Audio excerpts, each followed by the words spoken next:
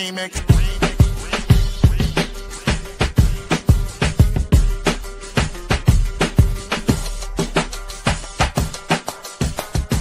Remix. Remix. Remix.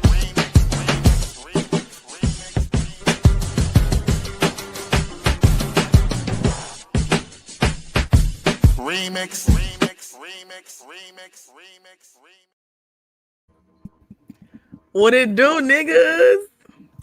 We live from Mondonistan. Who? What? Hey, wait, why? I just saw the shirt. Why is Lord video not on?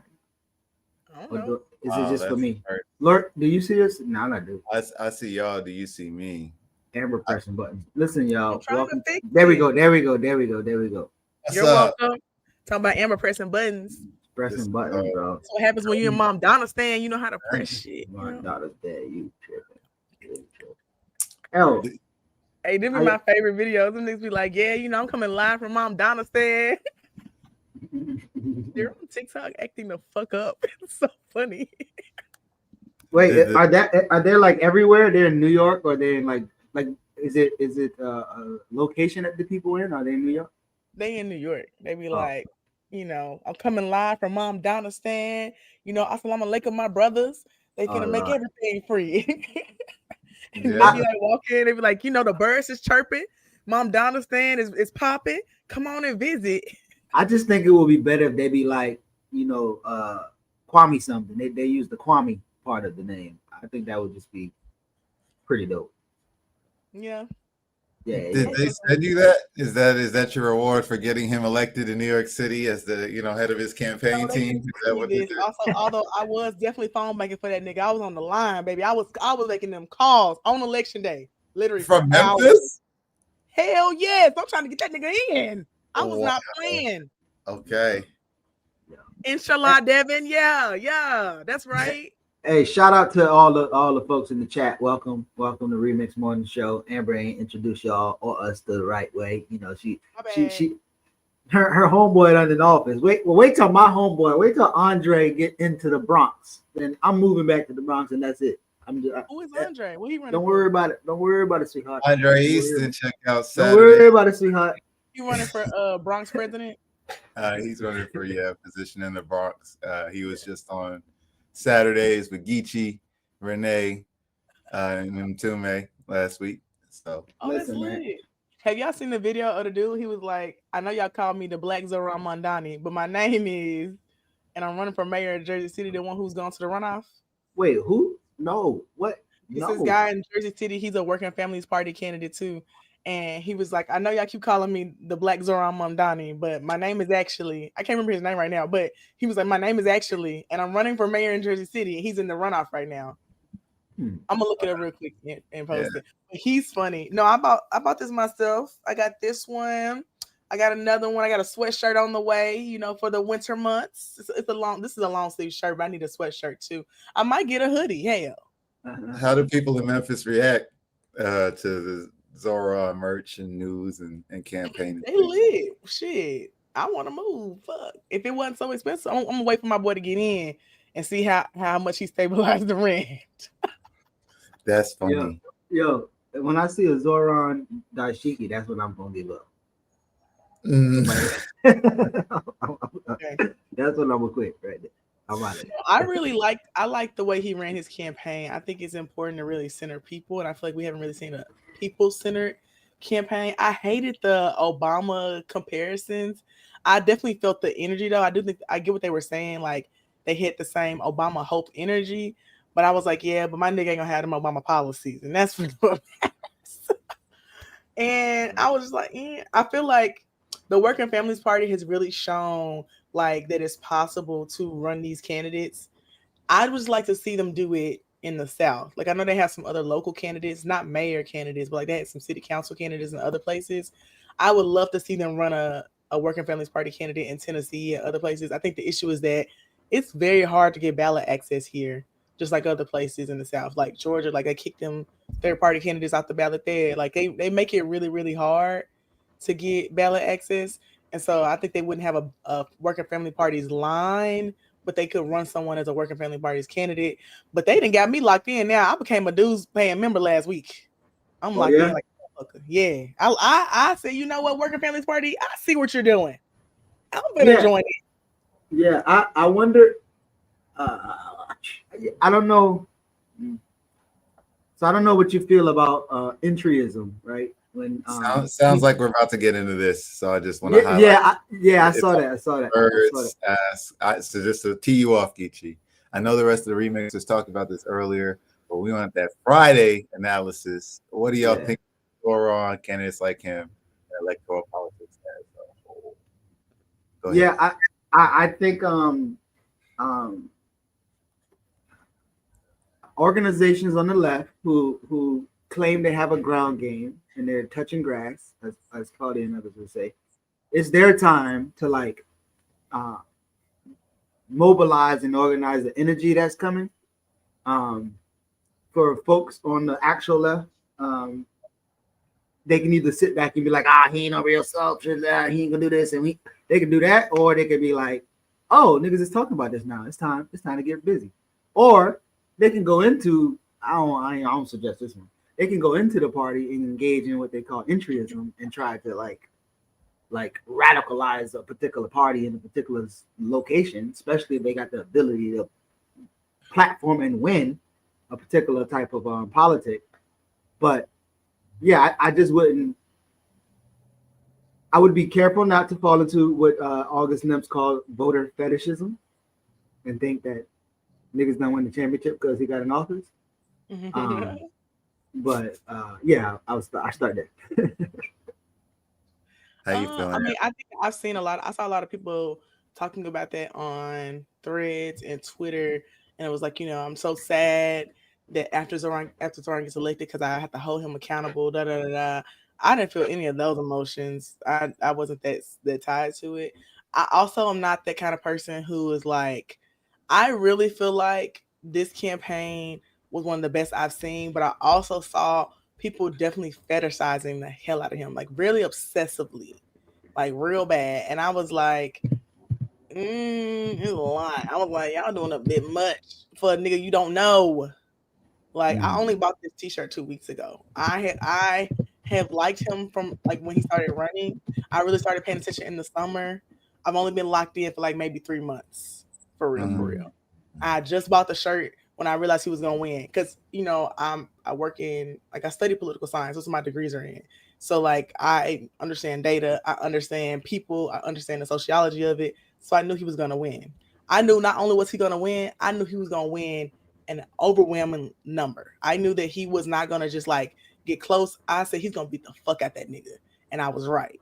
He whooped that nigga ass, like I thought, because I understand the data and stuff behind voting. And I saw that he was able to engage a base of voters who have not been interested in voting for a very, very, very long time, which is the main issue we have in the South. People are not excited about elections. They don't feel like the Democratic Party is doing shit, which they're really not. They don't feel like either party is serving us. We're seeing that right now because we have a special election happening right now in Congressional District 7.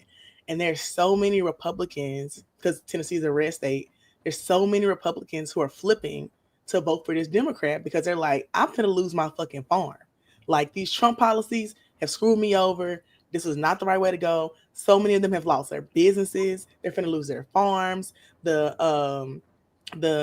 Secretary of Agriculture for the state of Tennessee said they have lost over $300 million for farming and agriculture in the last year since Trump has been elected, because since he got inaugurated, because of all the cuts that he made. And then this federal shutdown was even worse. So they took away all these cuts that all these white farmers in Tennessee were getting. They're getting all these subsidies. They're getting all this stuff that black folks aren't getting, of course. They cut all that. Then they on the brink of losing their farms, and then we have a federal shutdown. So then they not getting no money at all, really. So the stuff they got cut, gone, but now they obviously not even getting like the little bit of loans or payouts they were getting because the government shut down. So they literally are like on the brink of losing their family farms that they've had for generations and generations. But they 7 generations in Tennessee. I was like, because of slavery, but okay. But they're like, we're losing our families and farms and shit. And I was like, you voted for that nigga. So now they're flipping. And this race is so close between Afton being this white lady and the Trump candidate Van Epps. It's like a 260 vote split right now. It was 382. Now it's like a 260 vote split because they are like flipping to vote Democrat because we don't have closed elections because we're in a general. So we don't have a closed election and they're flipping. And I was like, I think that seat is going to flip because of what's happening. And I think that Zoran was able to win off of that too. Lord, can you please add some of this in your response, if you can? Is it safe to say that People's Forum, PSL, Claudia running, and all these other things, and other people who are like that in New York should not be forgotten that they could possibly move in the needle and making people vote for or open to? Okay. I see what you're saying. Because this shit ain't come out of nowhere. But go ahead. No, I agree. The history from below. So like what's happening on the ground that created this. I hear Amber's point, and I want to raise the analysis earlier that Ricky Ryan put for us, which is we know what he's going to do. It's kind of about what we're going to do. So the way I see it, obviously we as organizers should be looking for how we can use this.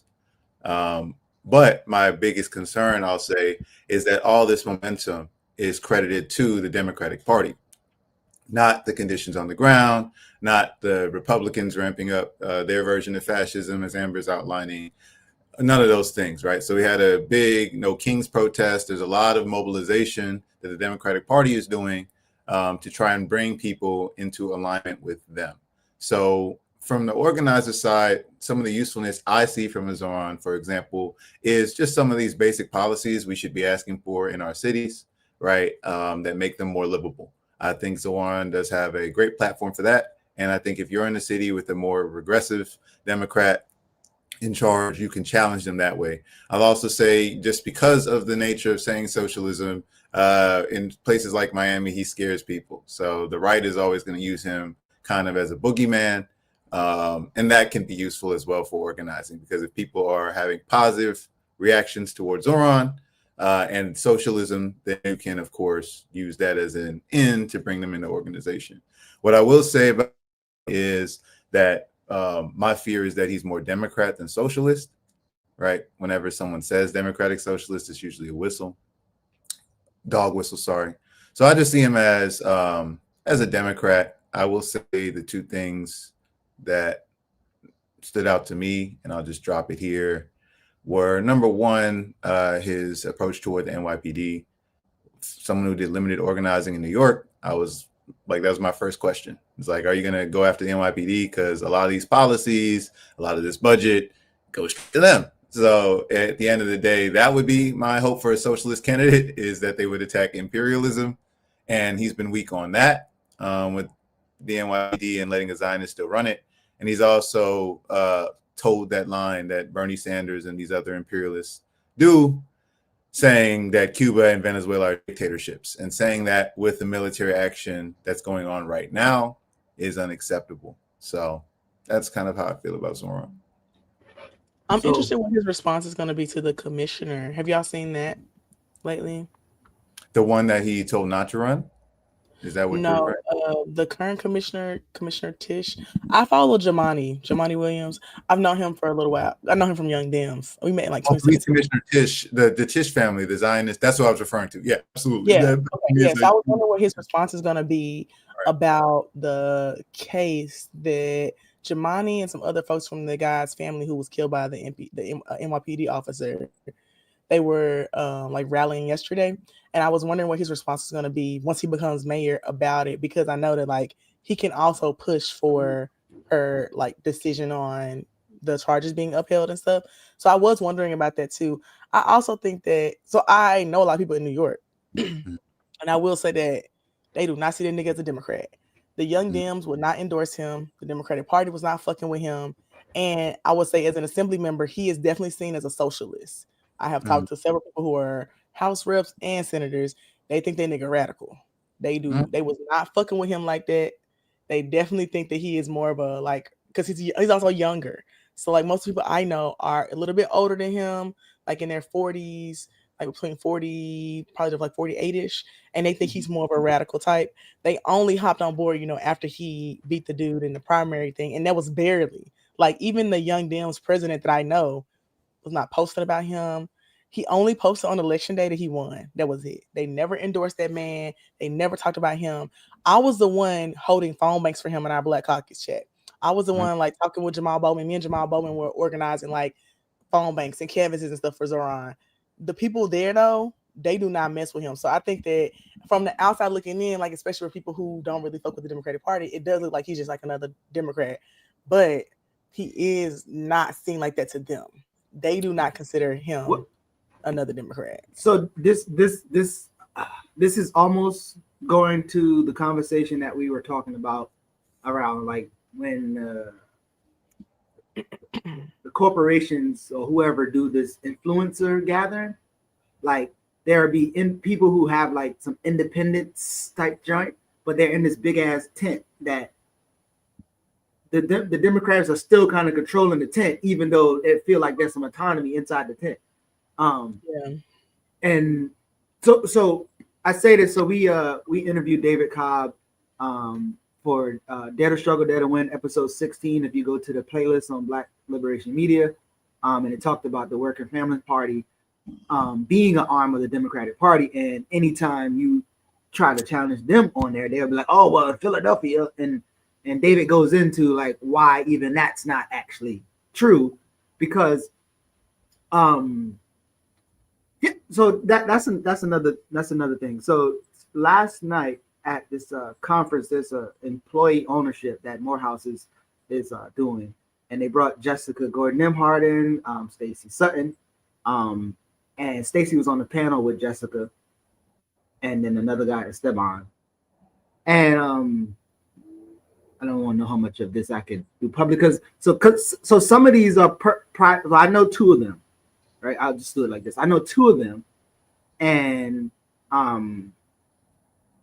one of them told me like they researched a person when they was talking about cooperatives, and they stopped researching that person before 1920. After 1920 is when that person actually evolved on their perspective on cooperatives.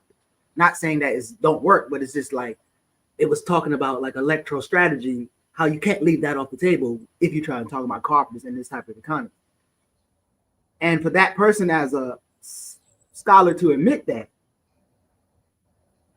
it is and that person like they take up a lot of space in that environment. And I probably being as vague as possible because I don't want to say whatever, but they have like a responsibility to like give the people all of the information they need to know about this type of things. And basically I'm saying like Zoran, I don't even think Zoran has the chops of somebody who's a radical or revolutionary leftist. I think expecting him to have that is where we're gonna fall at. And then somebody said something earlier about what we're gonna do. I think it was Chilimacho. How do we harness the electoral energy into a mass movement for the people? I saw that too. But at this, like the test already came out. Like we ain't have studied. We didn't study. Like we don't have a strategy.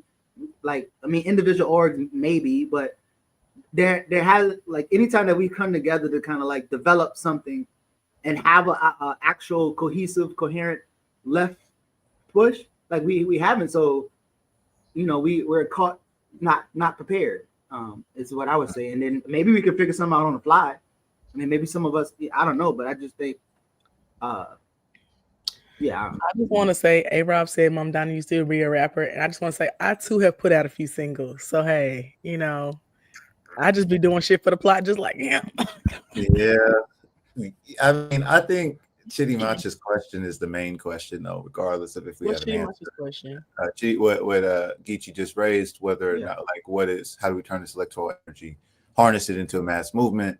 I think that's the question radicals are always trying to answer.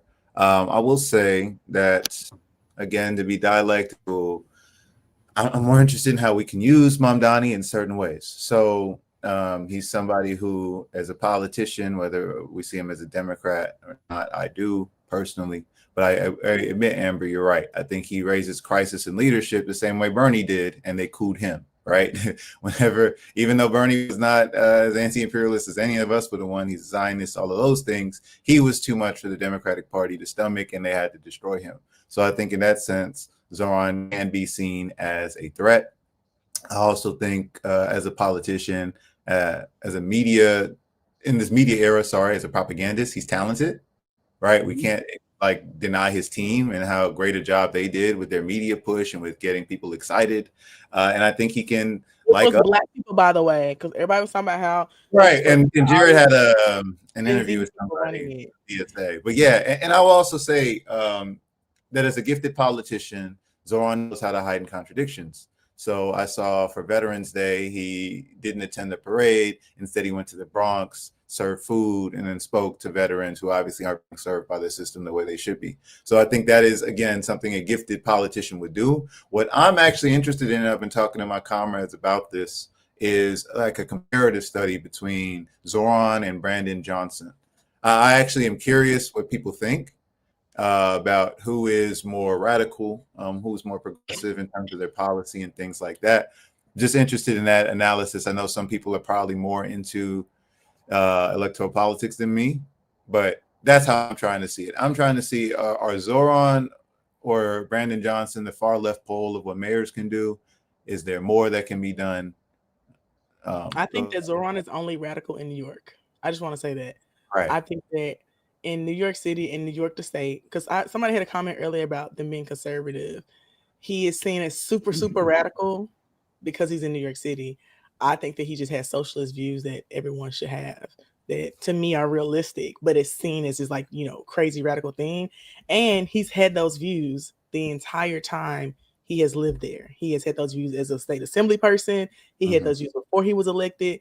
These are not like just random things he brought up as mayor. He was working on these things in the actual state house. And as someone who actually watches procedures and hearings, I've actually seen him in hearings questioning people. I was watching a hearing about healthcare, and Governor Hochul had changed like their healthcare program for people who were providing like caretaker support, because Leah Webb, who's a senator in New York, I know her too, and I was watching her in the hearing, and I was also watching a hearing that Zoran was in. So I've actually seen them in their actual positions, so I know how they are responding to things, and I know that he has not changed since he's been elected. This is how he has been the entire time, and that's what people in New York have told me too. I will be interested in a comparison between him and Brandon Johnson too, because I don't think Brandon Johnson is radical for real like that. I think Brandon Johnson has some very specific pushback, but to me, Brandon Johnson is just pushing back against Trump and his policies. Brandon Johnson is not doing radical things. People in Chicago are still fighting for it. They had to fight super hard for those mental health centers that he was not supportive of or didn't help with in the beginning. Like when they were trying to get the mental health centers open back up. I don't think that he's like, doing some extravagant thing, but I would love to see a comparison of the both. I also think that there is an argument here about what it looks like to hold elected officials accountable, even when they aren't necessarily doing or running on the things that you care about, because our current mayor here, he's trash right now. Like people, I mean, I don't hate him, but I don't like him right now. A lot of people hate him right now, but what is it like to hold him accountable even when you don't like somebody? And I will be interested to see what that looks like for Zoran if he does something people don't like. Like, how are they still going to hold him accountable without like vilifying him? Listen, I said this before. We're coming from the block party. We in the block party, right? African people. We gonna skip the major party and go to the after party or build the after party. But if we go to the party, we only there to recruit a few people to see if they want to come to the after party. So if anybody don't know that reference, with I and Jared and Renee and a few people and talking about how black folks need to build both of those parties and build an after party. And then the block analogy is like, can we get in a space where we actually have black folks or people on the left moving in a block fashion and tactically working with folks until they're able to build their shit. So we're not really looking for anybody's in any one of those parties, including the little arms of those parties, to be radical. Like that's not what we're saying here. That's not even depending. Somebody said something about like being sad because people, like nobody is even focused on this person as a politician. Organizers are focused on the shit that they're saying and the things that they're doing that they can utilize to actually move people. So So I just think the conversation sometimes is outdated. It's like people are not like they're not having they're not part of the conversation. They're just saying shit. They're not even like. So I don't know. No, I think you're there. I think it's back to policy, which we all three talk on here a lot about. Again, I don't think it's so much about having faith in the politician or the personality. But to Ricky's point, again, what can we do with this? We know he's going to do things. What can we do? And I just want to say, in addition to asking what is we're going to do, we have to be able to realistically predict what he's going to do. Like, I don't think it's so much about faith. I think it's just about knowledge of your opponent, right? Like, we have to know what is it that we can reasonably rely on them for, and what can we expect them to fall back on. So now, like, I know, like I said, NYPD, if you're trying to get defund, if you're trying to do certain abolitionist work, you might have your work out for you. We'll see, right? But people who are into rent stabilization, for example, they have some policies that Zoran has explicitly said in his campaign that he's going to try and do that they can work on. So it's just about, is he going to do that? Do you know if he's the kind of politician that just says that shit and lies, says that shit and abandons it? To Amber's point about an Obama before, will say Employee Free Choice Act and then never bring it up again? Or is he somebody who's actually going to, make some motions toward it, and then you'll see the other contradictions in the system? Because as we know, it's not Zoran himself. There's an entire political apparatus, economic apparatus set up around him. So when he tries to do his agenda, there are going to be the contradictions that most people aren't aware of, that they finally see, oh, this is why we can't do this. It's not just the mayor's office. It's boom, boom, boom, boom, boom. Which is why I think it's important that he actually did run on things he can't change, because he actually can't stabilize the rent without the council.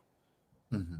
The mayor is the one who actually has control over that. So I thought he made really good, which is how I know his political strategist is a Black woman, because she is.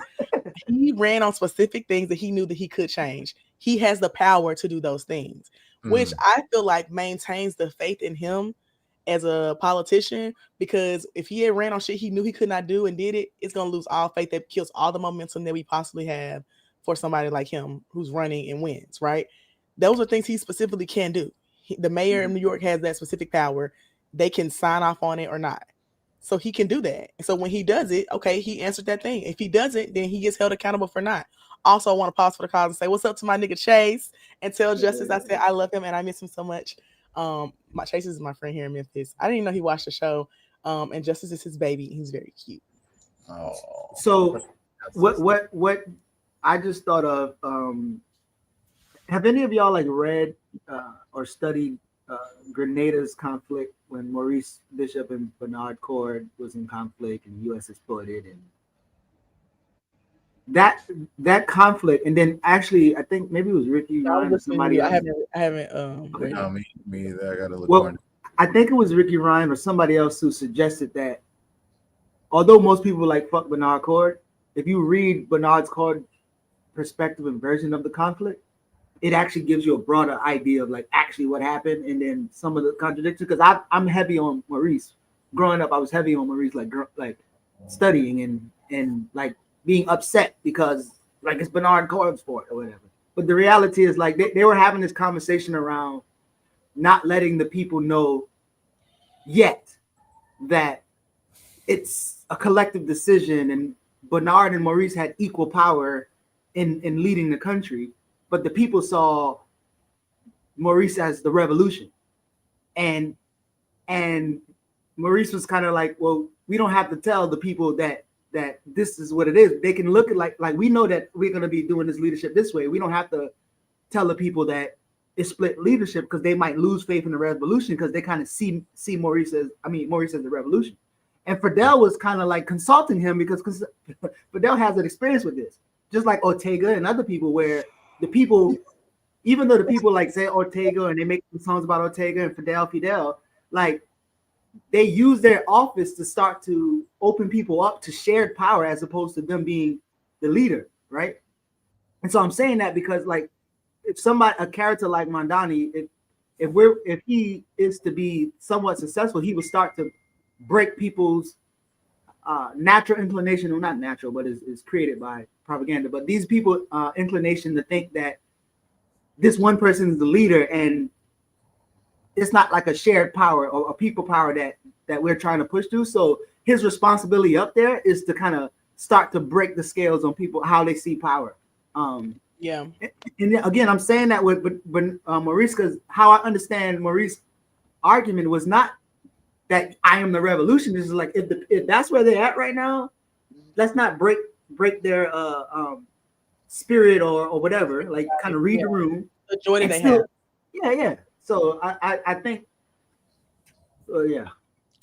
I really like Kahinde's comment. They said, I think what's so important in this conversation is specificity. Each city has its own distinct policies and intricacies. The room for exploiting Zoran's election is not ideological, but material. And I have been talking about this too, because I think that because of the popularity of the campaign, like, people don't understand, like I said before, the things he was running on are specific to New York City. The things he ran on are very specific to New York City. We cannot do that in Memphis. We have state laws that do not even allow us to have a rent moratorium. We cannot stabilize rent. We can't have a rent moratorium. We can't cap anything. We can't do anything like that. So I do think that that's what's important, like looking at not the ideological like excitement around it, but the material conditions where you are. I also think that people aren't good at being able to move politicians and hold them accountable without having like all this credit around it, right? Like, y'all hear me talk about stuff I do here in Memphis on here, but like most people in Memphis don't know about none of that shit I'm doing because it's not important. What's important to me is that like the stuff moves. And I know that based off the climate that we're in Memphis, our mayor's not going to have a press conference and say, yeah, we're going to remove the police from mental health calls. He's not doing none of that shit, but he will do it. And I can enforce it, and I can write a plan to help him enforce it, and I can hold him accountable to it. But you have to be able to like understand the landscape of where you are and the actual material conditions of where you are. Because I live in Tennessee, and they hate the fuck out of Memphis. They hate our stinking guts. That's why we got almost 2,000 federal agents here right now, and they finna send another 500 National Guard troops. They do not like us. So it's not the same as a New York City where he is. And I think that that's the problem a lot of folks are having. Because the campaign was so nationwide, they're like, well, I don't understand how we can't do that here. I don't understand that. Not getting that your local policies and local politics is going to be completely different based off where you are. The only thing that's going to stay the same is really going to be federal, like elections, the president, stuff like that. But everything else is different. We don't even have assembly members. We don't have aldermen. We don't have any of those things. Like, it's different in Chicago, in New York, in the South in general. We don't even have the type of government makeups as some other places. Like, up north, y'all have county executives, but that's the mayor here, like in the South. So like, it's all different. So that somebody said Fitz is preaching. I know that's motherfucking right. Yeah, you be preaching. But you the guest pastor. You the guest pastor. I lost my voice earlier this week, and this is my first time talking all week. I've been depressed, so I'm a little geeked up. You're bad. I'm gonna tell you an old tale. Like, if you get that voice back, that means you need to hold some of that voice back. I'm joking. So, but really quickly, this is connection to what you're saying in terms of like the national thing. And I don't remember the words now, but I know I was pissed off when I heard it. But when the win happened, there's a radio personality in Atlanta, because I heard it on the radio, and he was like, "Oh, socialism is the world gonna be crazy and all this," and I was like, "What the fuck?" But the positive part is like, and which is probably, I don't know if you're gonna think it's positive, but Morehouse has a new DSA chapter, right? That's not like typical, like a HBCU, or maybe I don't know, but most of the Black people we know that comes into our organization, and maybe even back, I don't know, but they like had a small stint with DSA, and it's like, these niggas ain't it, and then they come to us. But the fact that the conversation around socialism is happening on the campus, like I literally, like the day before yesterday, I talked to them, like it was a group of them, and it's Clark and Morehouse, and I think a little few people at Spelman, and the fact that they're even like interested in those politics, right, is enough for us to kind of navigate. And then on top of that, like, Dr. Tara Taylor, who y'all know, she's at Morehouse. Andrew, who wrote the Prophets of Discontent, he's over the political science department. There's a sister we know at Clark, and so the professors are it's like the professors are there, and then the students are having a conversation. And just last night, for the first time in the labor studies department, they're talking about cooperatives. And on stage, they're like, this is the first time, they were actually surprised that they were invited to come talk about that at a place like Morehouse. And so the conversations, and there's something happening. There's a push, right? And despite the reactionary radio people and all the other foolish people who still inspired by the Red Scare and those other things, it's still something that's moving. That kind of to Lori's point, this is our time, shit opening up. So yeah, you was studying. Yeah, I see the excitement around it. I also think that we're seeing more of this because people are explaining what socialism is better. I think that folks didn't quite understand it all the way, and there is this kind of villainization about, why don't you know what socialism is, and a lot of judgment sometimes. And when people are able to see what's possible, which is why I talk about that a lot, when people are able to see what's possible, they're more likely to be interested in it. And when someone explains it to them, when you got a Zoran saying, we want a New York City you can afford, let's stabilize the rent, let's make the buses free, and people are like, oh, what's that? And then they're like, oh, that's socialism. And they're like, oh, okay. Then they get into it. They be like, all right, I'm feeling this shit. But no one explained that to them at first, because we have this assumption about people, especially academic niggas, folks in college, that they should just know, and they don't.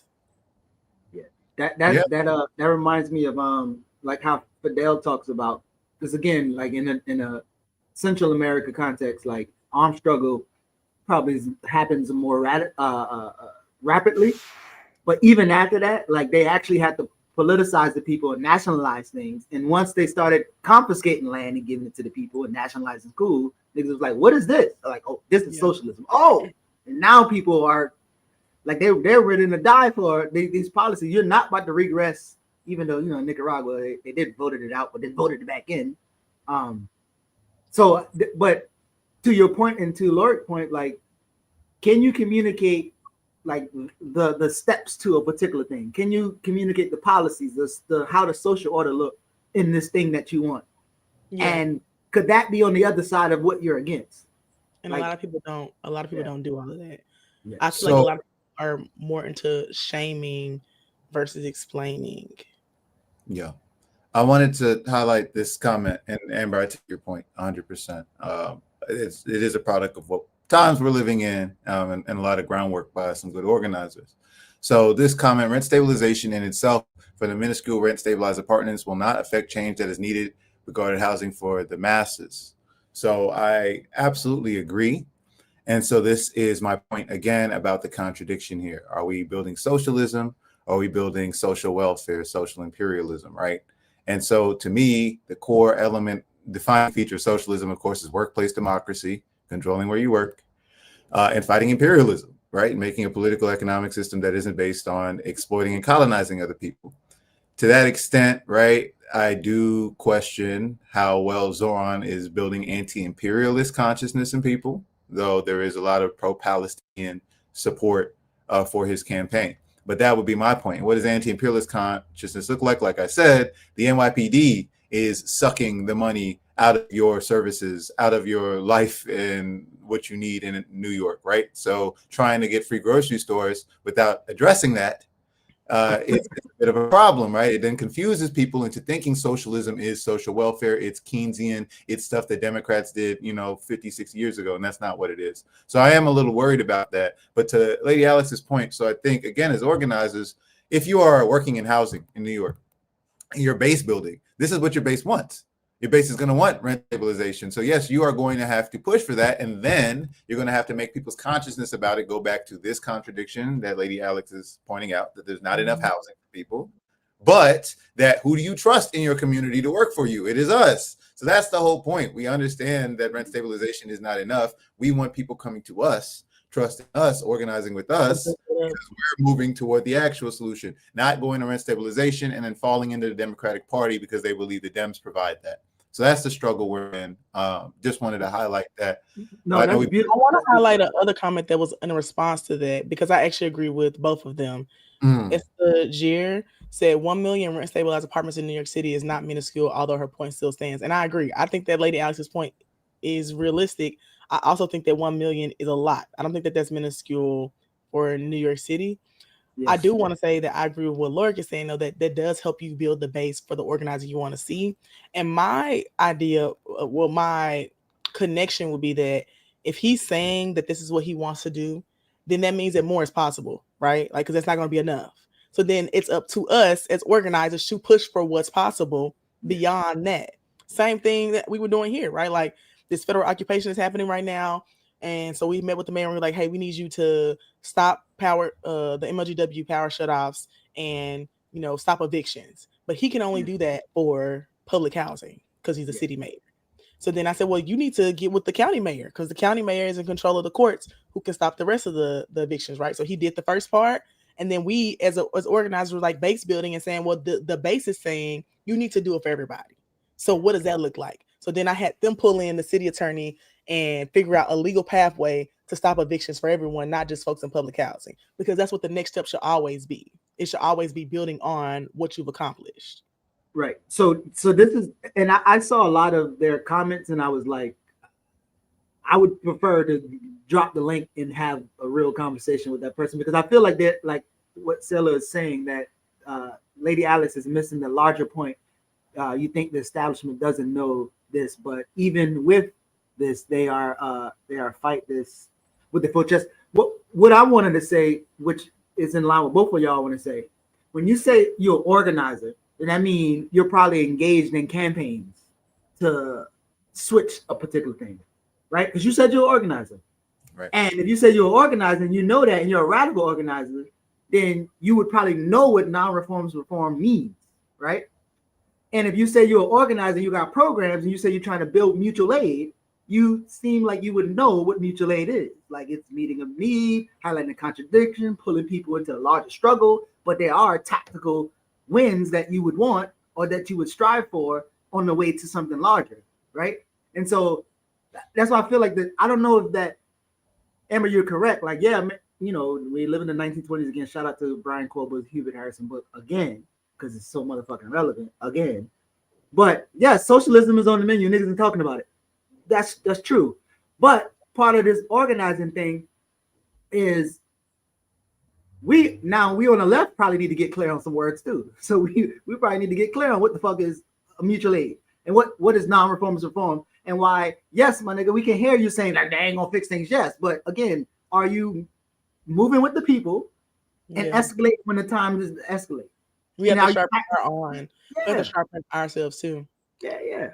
And I feel like that's one of the contradictions I have with organizing, is that I see a lot of people who are opposite of what you're saying, like, right? Like, they're like, we want this big thing, and if we don't get this big thing, we don't care about anything else. But that does nothing for people's material conditions, right? Not at all. If I don't try to get the small things first, then we'll never get anything. One big win that I had, like, in the last week that I'm really excited about, is that last year I was working on the budget to get youth mental health services. I talked about it on here, like how we got the mayor to give $1 million to youth mental health and youth economic development, creating wraparound services for folks who are doing job training.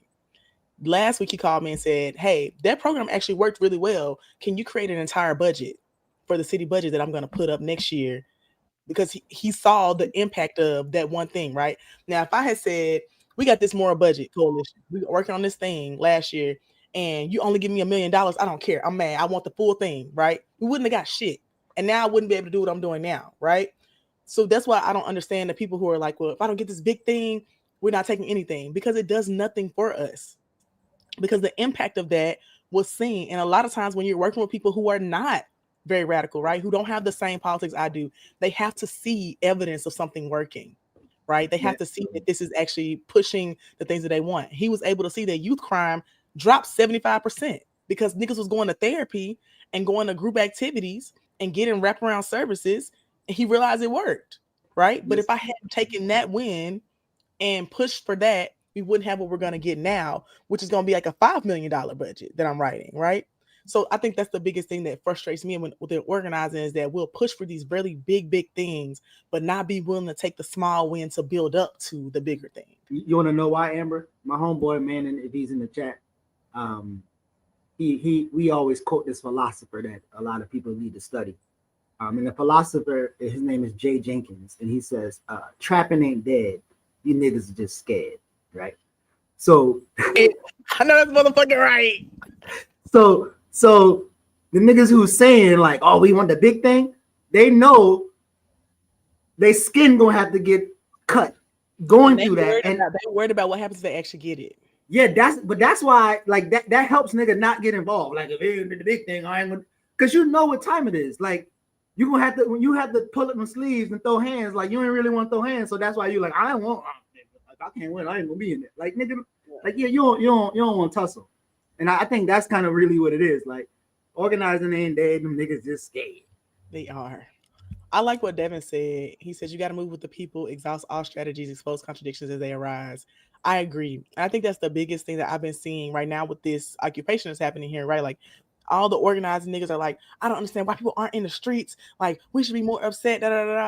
These people are not leaving their homes. They don't have food to eat. And that people who are not organizers, that they're more your activists, radical types, don't understand that you have to move with the people. If the people are not leaving their homes, you can't have no protests. If the people's children are not going to school, so they got to go to truancy court now, and now the police coming to their house because they're not leaving for that either, they're not coming to a protest. They're not coming to a press conference. They're not going to email their city council member. They're not going to call the mayor's office. They're not doing shit because they won't leave their house. So until you move with the people to meet their material conditions to get them to where you want them to be, you'll never have what you want, which is why strategy is important, which is why I said, well, why don't we create a rideshare program to get their kids to school and get them to work so then they are more likely to show up for these other things? And then they were like, oh, that's a good idea. I was like, because y'all dumb, but whatever. You know, being the only organizer in a group of radical motherfuckers is so hard sometimes. So hard. Man, maybe we really been going on this one. I know we have a guest coming up. Did y'all want to try and get into some quick stories at all before we're joined by our guest today? Yeah, I didn't know my mom Donna Stan line was gonna get y'all going like this. It was great. We hadn't talked about Zoran yet, so I like that we did a little breakdown. That was I was nice. geeked up about it. I was actually really getting excited on election day, hearing how people were very excited for him. Like, I mean, every call I made, if they had not voted, they were on the way to vote for him, or they were finna leave. They were asking where their polling location was. Like, and no one was mentioning the socialist shit. No one was caring. They were like, "Yeah, I'm voting for him. Like, I'm not. I'm in. I'm locked in." Like, they was going hard for that nigga. That's how I knew. 2 weeks before that, I said he's gonna blow it out the water. My political analysis never lies. I'll be on it. Amber knows. I do be knowing. Why you want to watch the Michael Jackson biopic trailer? It sucks. Well, we got to talk. You already spoiling the next segment. Slap the back. No, I'm just playing. I did find the guy that I was talking about earlier from Jersey City. His name is Musab Ali. Cool. You want to show him? Oh, yeah, I can. Here, I'll share his thing. I just want to say that the nigga fine. Noted. Which is what matters. I think it's interesting that he be saying that he's the Black Zoran, but I can see it. I do see it. I ain't never heard of this shit in my life. And how you gonna get a Black Zoran? Oh, wait. Black guy. Wait, go back. He's It's a black man. Yeah, but I know, but he do look like he Middle East black. Okay. Yeah, his hairline just thinner at the top. It's okay. That man look Middle East black. Y'all funny. Anyway. He's definitely Middle. To me, he's definitely Middle East black, but he is black. Yeah, I love he's South Asian, is he? Mm-hmm. I'm into the policies, y'all. You know how this goes. Yeah, because I think this is going into that conversation that Jared had an argument on Jared's Let me go to his website. Let's see what his argument with that one dude who said Kamala ain't all the way black. Yes, indeed. She was just oh my god! Oh my god! She just said she was Indian yesterday. I'm like, but I remember him though because he's a cancer survivor. That's how I remember who he was. He's Ah, South Asian, he is so. I think he's. Let me see. but He went to Harvard Law School. I'm trying Yeah. to find his website.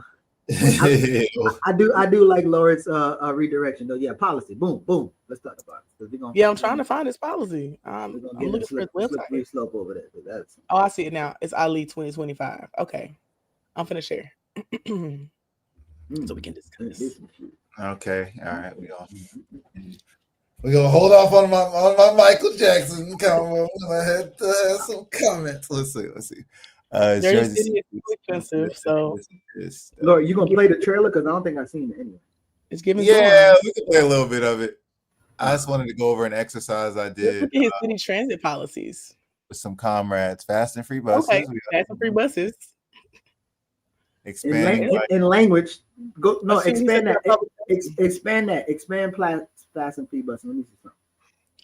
We'll launch 4 core fare-free routes linking the Heights, West Side, and Greenville to Journal Square and downtown, running every 10 minutes and moving faster with traffic signal priority. We can get this off the ground quickly by redirecting part of the city's current microtransit spend, tapping state transit funds, and bringing in employer partnerships, delivering real cost of living relief, less congestion, and cleaner air for every neighborhood.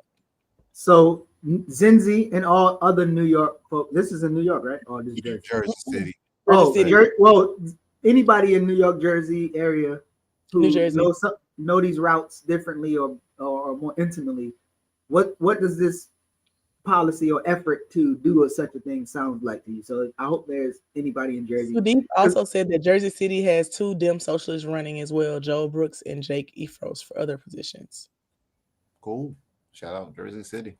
And I'm asking that because, again, it's one thing to say the tagline and say like, oh, free and fast buses. But if like you don't have the methodology or the policy to achieve that thing, I would be curious if folks who live in those areas and take those routes and engage in those things would be like, yes, this is actually it. So yeah, if there's anybody in the chat. Oh, do you see this part? I definitely like that. Banning pay-to-play vendors. No more contracts.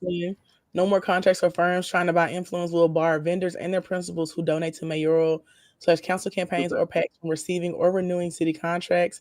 Enforce a multi-year look back. Publish all vendor donations and debar violators. That looks good to me. Publish the mayor and senior staff calendars. Post agendas 7 days ahead. Wait, they don't do this already? This is that kind of stuff. That's what I was saying when we said earlier. They do this shit in Memphis. Fighting for the basics and knowing your local conditions. Amber, know your local conditions. But yeah, seems like it. We literally have no, Tinsley, I didn't know that, but I also didn't know a real-time city checkbook showing every dollar spent, plus a contracts portal with bids, scoring rubrics. We have this already. They don't have this in Jersey City. Goddamn. Well, looks like they're trying to build something. They don't be having stuff that I be thinking is normal. Oh, let's see what he say for philanthropy. He's a good man from everything I've heard, but he's not Zoran. For me, Zoran had grassroots backing from important orgs like Drum. Musab's good people too. Yeah, the org backings are really important. Looking at who supports. Let me look at his public safety thing real quick. Cool. Well, let's see what he says. Let's see. By increasing foot patrols, hosting regular community meetings, and ensuring that officers are familiar with the neighborhoods they serve, we can foster mutual cooperation. I'm gagging. Addressing violent crime. He will strengthen the Jersey City Police Department by providing officers with necessary resources and training. Yeah, right. Boneless socialism, y'all. That's what I'm saying.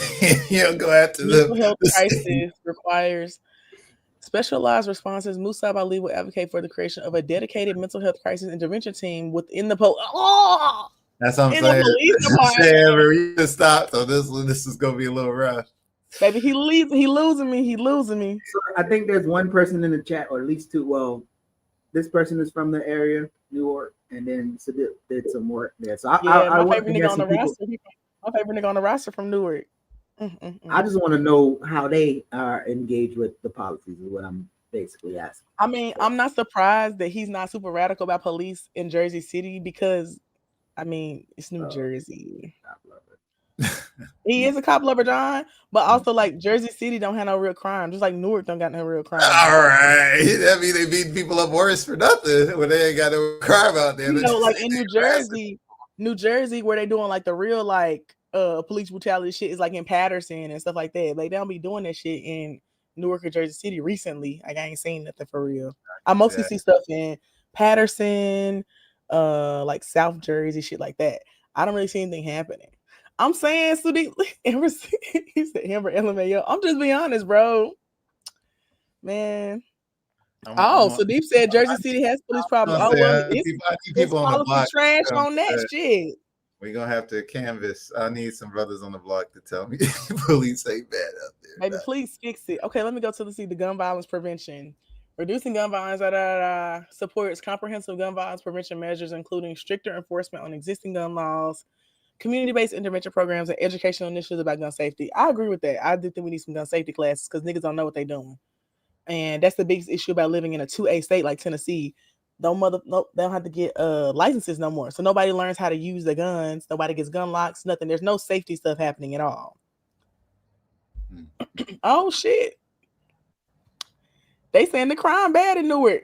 My bad. The little Newark nigga I talked to said ain't nothing happening there. It depends. You live in the hood. I mean, I got a general idea for this candidate, and I do see again how people are riding the Zoran wave. But I see how we've kind of exposed. There's a lot. There's some differences in there. It depends on who's supporting who, your local conditions, and what you're fighting. I do like this part about getting more infrastructure for the emergency response, like improving it. Because a lot of them don't be having like they don't have enough 911 responders and shit like that. But the other stuff is trash. He need to throw all this shit away. Yeah. Hey, question. But I mean, Zoran didn't talk about police much at all either. He just didn't say nothing. He didn't say anything at all. Said they were racist and homophobic and then took it back. So real spineless. I was like, yeah, he just said he's not gonna say shit at all. That way y'all can't say he said the wrong thing.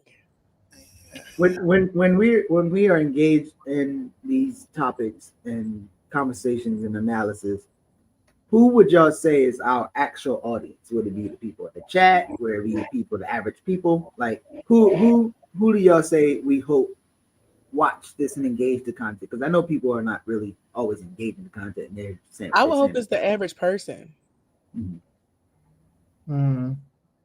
Because I think that like folks need to hear about different things happening in other places too. Like this is somebody who's running in Jersey City, to compare that to like where they are, like a Brandon Johnson or Paul Young in Memphis or Andre Dickens in Atlanta, who won when no one was running against him. I don't know why, niggas. But I will say, I don't know if y'all were watching that council president race.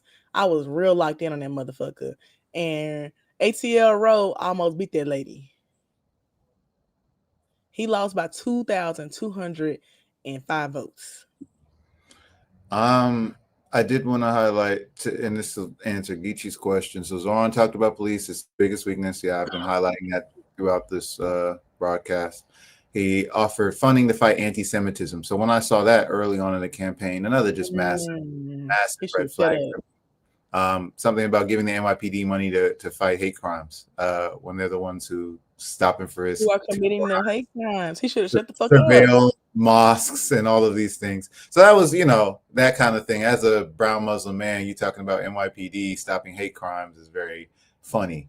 So I did, find that interesting. Geechee, to your point, I'm not saying that the average person, whatever that means, because I think we all say that means something different, can't pick this up and watch it, but I do think this is more for people who are interested in organizing or organization, or interested in a more radical analysis from people who do that work. So that would be the audience I'm aiming for. To Amber's point, like Amber's seeing people that she knows in the community who watch this. I get people who watch this and send it to me after the fact. Comrade from BNB Miami, Josh, is here, watches the show, gave us some stories to go through today. We'll see if we can.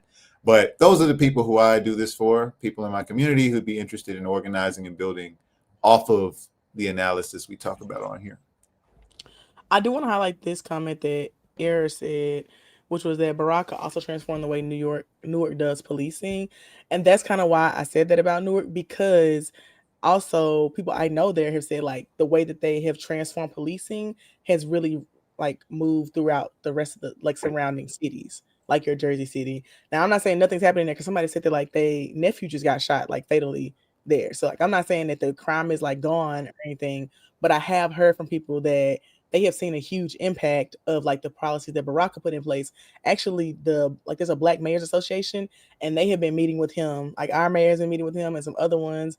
I know the Birmingham mayor meets with him because my friend Uche, who works for the Birmingham mayor, runs their gun violence intervention program, and they go to Newark all the time to like change their policies that they're doing in Birmingham, to implement some stuff here in Memphis and some other places to kind of emulate what Baraka did. But I do think that is not the exact same because Newark is very small. And I think that it's harder to replicate something in a place that's so little to like a Birmingham or Memphis or an Atlanta. And they have been trying to figure that out in Birmingham. Like, how do we scale this up? And they've been doing great, but they've been trying to figure that out too. Like, they've worked several years to scale that up to where it needs to be, because a Newark is just not the type of population that you would like replicate immediately. You have to like be able to have funding for it, which they did not have immediately. You have to be able to show that it's effective, so people are willing to give private dollars to it, and the city is able to get the votes they need on city council for the budget for it. Like stuff like that all comes into play. Now I don't think that nigga should have ran for governor, but you know, it's a little right now.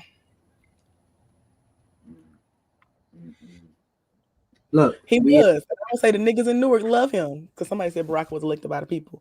They love his ass. The dude that I talked to who is not political at all, they all know Baraka though. They love that man. Check out some of her names. 500,000. I said check some of her names for New Jersey analysis. It's small. Or compared to Atlanta, it's small. Sorry, we were talking over each other for a second, but I think you were saying Newark is not. Oh, somebody was saying in the chat that Newark is not small because it has 500K, and I was saying that it is small compared to Memphis or Atlanta, though. Got it. Yeah. So I believe we are joined by our guest now. So yeah, let me introduce her. Okay. Before, let's do. You want to do a little segue, a real segue break? Because you don't know. Yeah, of course.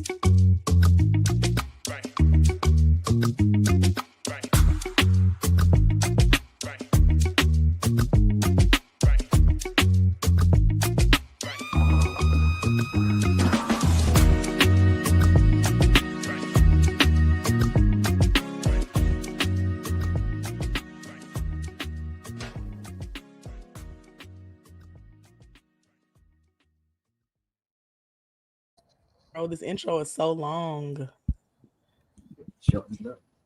But I want to welcome Joya to the show. Joya is like my big sister / mentor. She's the best. And we want to bring her on and talk about her latest clemency case because Joya works with folks who are on death row. She's from Memphis. I don't know why she got this Atlanta sweatshirt on right now, but it's whatever. We'll let it slide this time. Hi family, how y'all doing? It's so good to be back up here. Thank you, Amber. Amber is my little sister. I call Amber my movement baby. Yeah, very, very pivotal. Even though we look the same age, don't we? We look the same age. Thank you guys for having me on to talk about this case. Lord, like this has been a whirlwind of really 72 hours because the case that I was working on, and a lot of folks know it now because I guess it's become cool to hashtag it now once it gets popular. Tremaine Wood in Oklahoma. He was a brother that was on Oklahoma's death row for felony murder. And I broke it down in our last show, Geechee, but for those who don't know, felony murder is when you didn't have to actually commit any type of murder or be responsible for somebody's murder, but you were with the person who did. So say if you took a ride with your little homie, your big homie, you're the little homie, and the individual gets mad at the teller or gets mad in any type of altercation and they inevitably commit a crime of murder. Well, you can be responsible for that murder and not just responsible for the murder, but charged according to the state with the highest form of punishment, which is the death penalty. And that's what happened to Tremaine Wood in Oklahoma. He was following his brother Jake.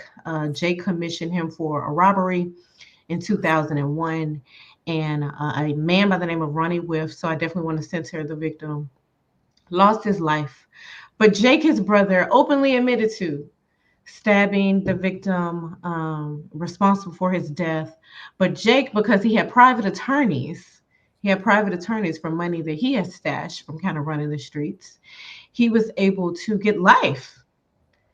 And Tremaine ultimately just received death because his attorney only billed 2 hours of preparation for his death penalty case.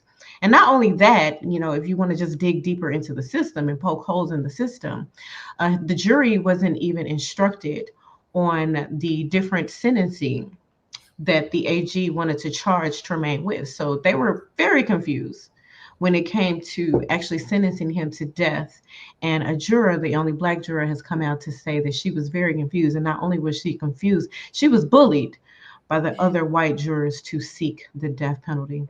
So all of that happened 2001. Fast forward to about 5 or 6 years ago, he began his appellate process to actually appeal and overturn that sentence of death, because we all know that sentence was unfair.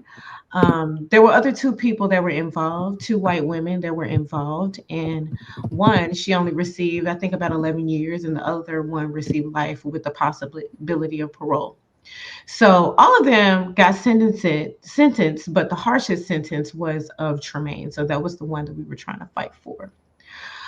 Tremaine on yesterday received clemency from Governor Stitt 1 minute before he was about to be executed. I want that to sink in with you guys and all of the things that he went through. Having his last meal, which they said was catfish, being walked down to the death chamber, having his spiritual advisor in the room. All of this was happening.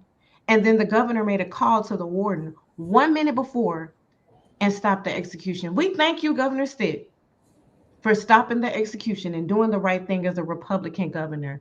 But 1 minute before caused him extreme stress and pain. And just to give you guys an update, I don't know if you've been tracking the case, but he was found in his cell, collapsed and fainted. So he seized a couple of hours after all of this happened. So he is now in the hospital. And we are tracking that as well, of kind of like the events that followed after him leaving the death chamber. The governor said he wants to see cameras and he's going to lead an investigation on what happened. But, I just question, will he do the right thing? And do we really trust system players to tell us what happened? But Tremaine received clemency from the governor a week before. He received a 3-2 vote clemency from the Oklahoma board. But I really just want to send a shout out to all the Oklahoma folks that were on the ground, that were working to free this young man, Tremaine Wood, from death row. So yeah, I actually was just pulling up the article to like see a current thing, and I didn't see the unresponsive thing. And then that article said something about stress and dehydration, which if you about to damn die and you know that you shouldn't be dying. Right. So I thanks for that. I literally just. Can you guys imagine that? Like, can you imagine the post-traumatic stress that he's probably going to endure for the rest of his life? He definitely wants to be an advocate. He and I spoke on Tuesday, and he just thanks everyone for the outpouring of love. Even if you just shared a social media image, even if you just hashtag Tremaine Wood, he knows that this movement is bigger than himself. He takes responsibility for just being led down the wrong path. He always says, I wish I had mentors. I wish I had people to let down, but I just didn't have a lot of people in my corner rooting for me. I had a question. Wasn't this the same governor who did this before, where like right before? Okay, because I would say he has a pattern of this, because he ain't shit, and I don't like him. But he does that. Like the other person, they had gave him his last meal too. He was like on the bed, right, and put the needles in. And then he stopped it. I was like, what the fuck is wrong with you? Right. And I remember, because I actually was journaling about it, that case, in the last one in Oklahoma. Because I was in DC at the time. I was like doing a voting rights protest thing and I got arrested. And I like at the same time, right after I got arrested, I was making calls again. It had like really de-stressed me. Like I had never felt like so personally attached to something. And I was like dreaming Mm. about how much it was just like stressing me out that they were waiting to the very last minute about saving this man's life. And then literally waited till he was on the bed, finna put the needle in, and we're like, yeah, we'll grant him clemency. And I see this as a pattern for him. Like he's just a horrible white man. What Amber is describing is actually true, and I love when you give visuals like that. Shout out to CC Jones Davis, Antoinette Jones, and Mama Jones. This was the Julius Jones case about 4 years ago.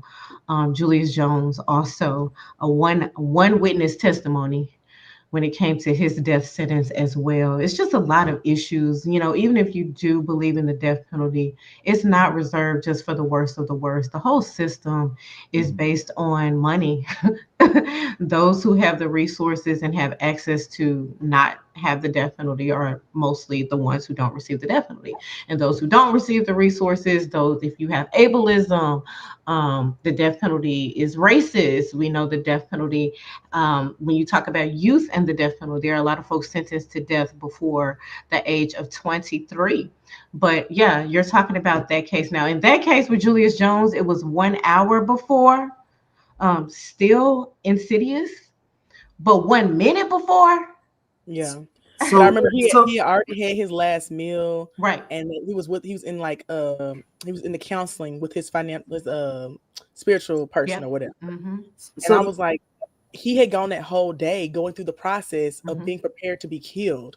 Like that's such like Leia Devin said in the chat, psychological warfare. That's such psychological It warfare. is. It is, Devin. but that's and this is to give both of y'all flowers, and I really appreciate the way y'all show up and being clear with your politics and then being able to communicate it with policy, but also know that there's tactical things that you have to do on a larger struggle. Because when you look at what they did, right, the 1 minute and the 1 hour, Right. we'd be like, oh, that's sadistic.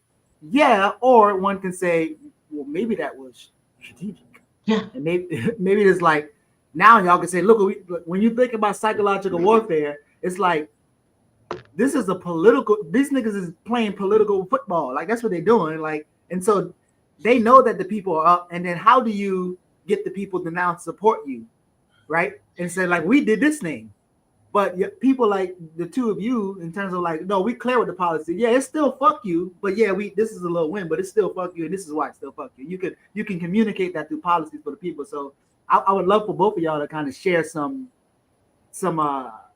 I guess insight on how you as organizers and people who really intimately connected to policy make sure the energy don't say like he did a thing, and now we need to support him or whatever. Like how do you make sure that's happening?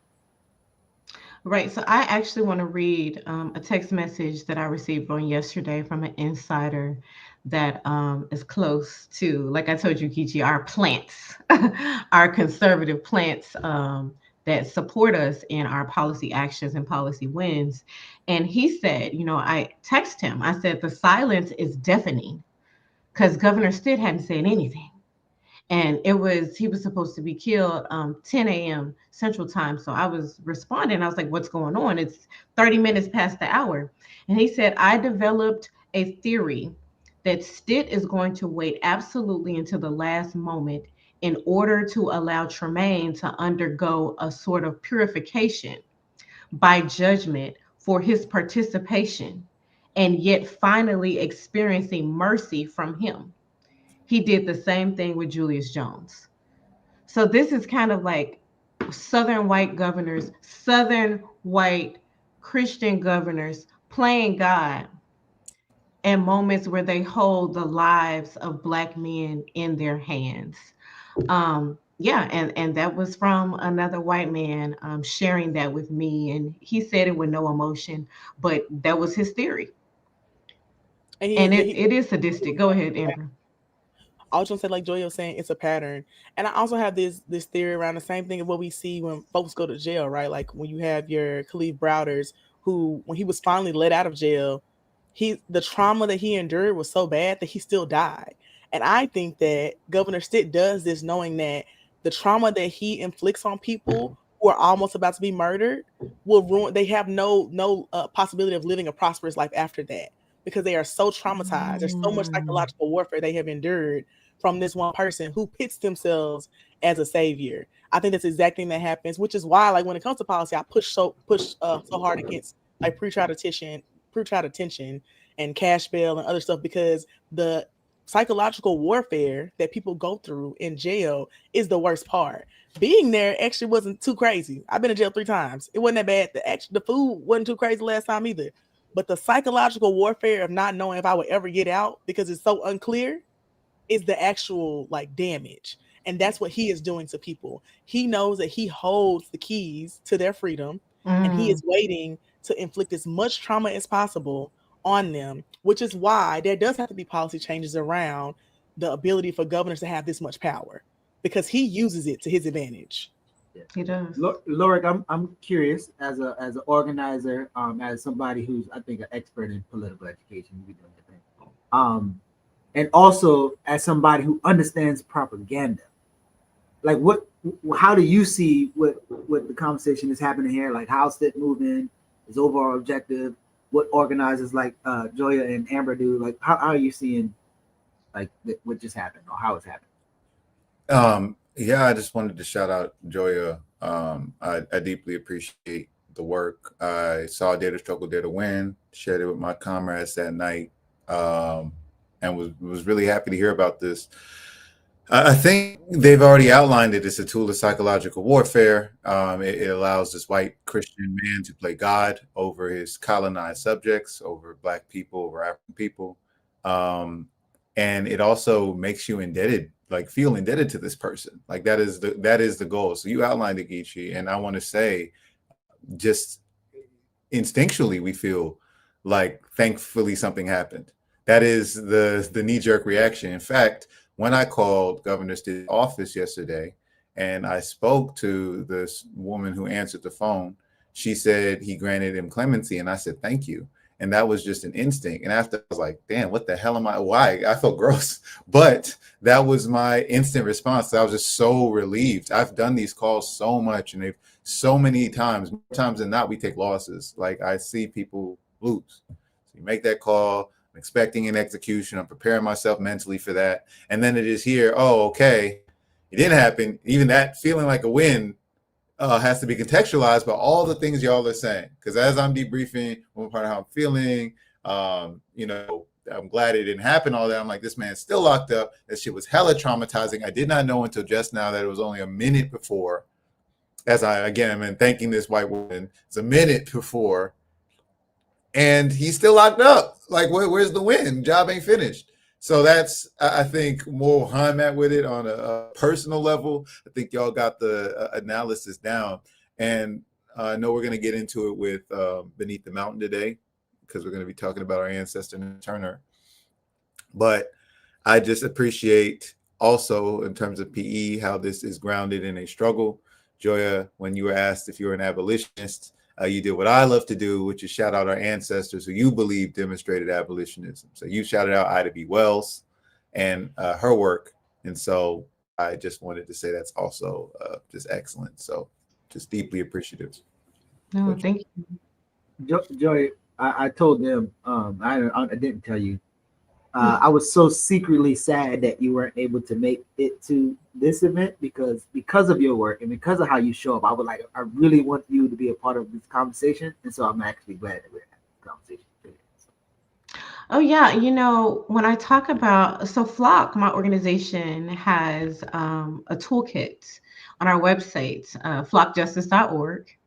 And at the top, we talk about people of faith who have resisted systems of oppression. And up at the top is Nat Turner. Nat Turner was a preacher. So when we talk about engaging the Black faith community in this work, even if sometimes, Amber, we have to wake them up and remind them about Claiborne Temple and remind them about First Baptist Bill, where the Memphis Free Speech and Press was founded by Ida B. Wells. Like, we have to wake them up so they will understand that churches were places where movements were born and were created and actually funded and sustained and grew. So Nat Turner was a preacher. And his proximity to being a preacher and being able to move from plantation to plantation allowed him access to mobilize and free minds, or trying to free minds. So yeah, I'm all in with that. Let's go. Let's do it. Yeah, I sent her the passage yesterday for us to talk about. Cool. Geechee, you got it Joya, up? Or you I want me? told Joya that y'all are her biggest fans. Oh, Yeah, I was very happy with y'all's work, the advocacy toolkit. I think like, if anyone's never made an advocacy toolkit before for a political prisoner, please check out what we dropped in the chat. You make a copy of that, make it a template. If you got some political prisoners, yeah. use that down to how to call and what to say. Because even when you call, you get a little nervous, a little confused. I was like, oh, hold on, script right here. I dropped it in the chat again for folks who want the link to the toolkit. Thank you, guys.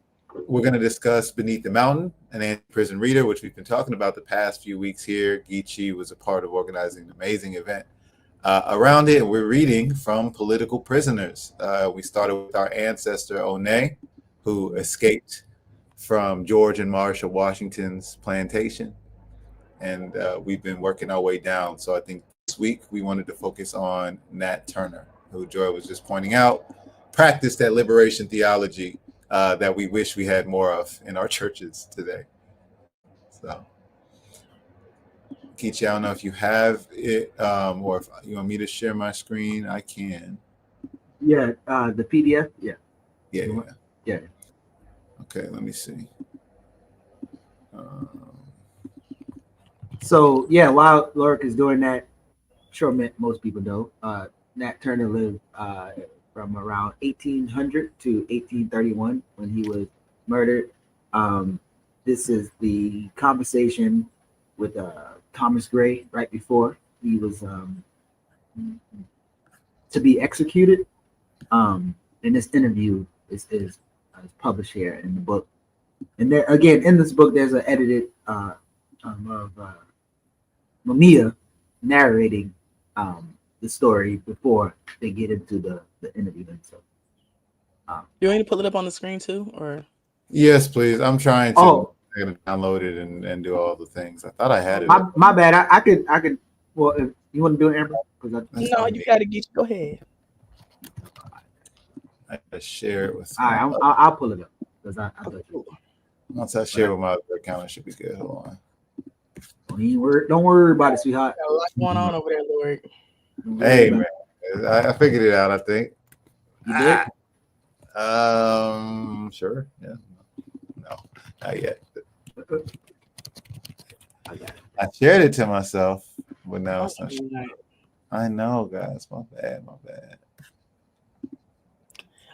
Error 500 asking in the chat, is this toolkit on a website? Yes, it's on the Flock website. So if you go to the flockjustice.org website, it's on there. Okay, I got it now, y'all. My bad. It only took 5 years. Don't do that, man, like that. See, it's true. You're not gonna do it. All right. So, Beneath the Mountain, Anti-Prison Reader, edited by Mamiya Abu Jamal and Jennifer Black. Our books are on the way, Amber. We got ours coming. Sorry. So, are they? We did One, Judge Staines. That was response to George and Marshall Washington, her enslavers. And now we are doing Nat Turner pre-trial confessions. So we've been reading the summary at the beginning. If y'all don't mind a little bit of popcorn reading, I'm actually going to zoom in more paragraph by paragraph, and then we can just talk about the letter itself or the confessions themselves. So anyone want to start us off? I'm going to go first. Cool. We cannot hide from history, no matter how ugly it is. Therefore, it makes sense to include Nat Turner, who at the time of this confession was both enslaved and detained. Contesting these oppositions, the insurgent preacher traded in the currency of the era, religious righteousness. Turner was known to have spiritual visions and prophetic dreams, some of which he interpreted as a call to uprising. Engaging Bible principles to rationalize revolt, Turner led the bloodiest slave rebellion in U.S. history, organizing approximately 70 Black people to attack the white society that propagated human trafficking, breeding, and slavery. Turner's insurgents reportedly spared some houses, those of impoverished white families who Turner believed posed no threat. While Turner eluded immediate capture, after 2 months he was apprehended. In response to questions from a white lawyer named Thomas R. Gray, Turner explained the circumstances that led to his revolt. He was found guilty and executed along with his co conspirators. I'll read next. And I love that class suicide and class analysis in that little passage. Following Turner's revolt, the South reached against Black literacy. I'm sorry, reacted against Black literacy in much the same way it has revolted against critical race theory since the Black Lives Matter uprising. Anti-literacy laws prohibiting enslaved people from learning to read and write were strengthened and more widely enforced. A literate and articulate Black man, Turner confronted the slaveocracy with what can happen when human beings are treated like livestock. How different might this account be if Turner afforded the privilege of self-representation, had written it himself instead of having mediation of the lawyer who transcribed his words? The role of literacy and the significance of self-representation proved to be current throughout this book. Turner's plight raised other questions that remain relevant to this day from an abolitionist perspective. What are the best methods to liberate ourselves from violent systemic oppression? Is the use of armed resistance ever justified? If so, when and who decides? That when question definitely relates to Always the early. justified. No. But that when question definitely relates to the conversation that we were just having. Word to Leonard. The when can be measured through a strategy or tactic that we all leave on the table. But anyway, go ahead. Let's rock.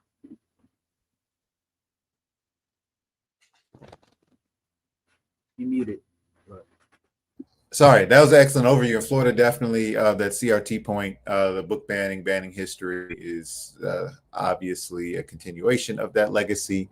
In fact, when discussing the book banning saga for political education down here, I started with the first book the U.S. banned, which was Uncle Tom's Cabin, which is very interesting. And then I always point out that even with the book that liberals and conservatives think are dangerous, right?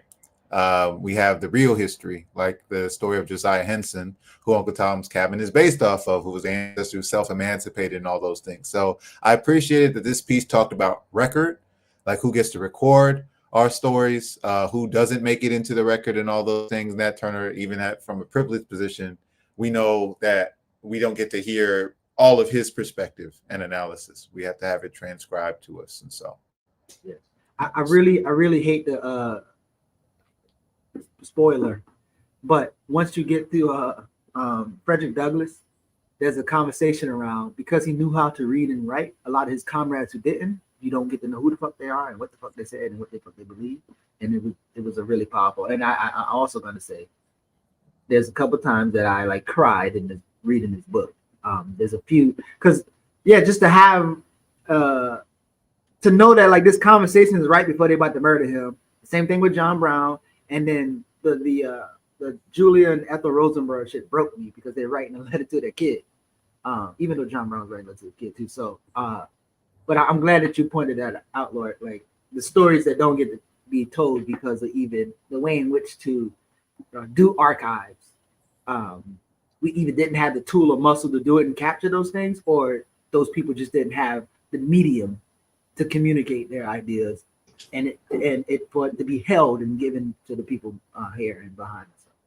Go ahead. No, it just reminds me of the Sojourner Truth "Ain't I a Woman" speech.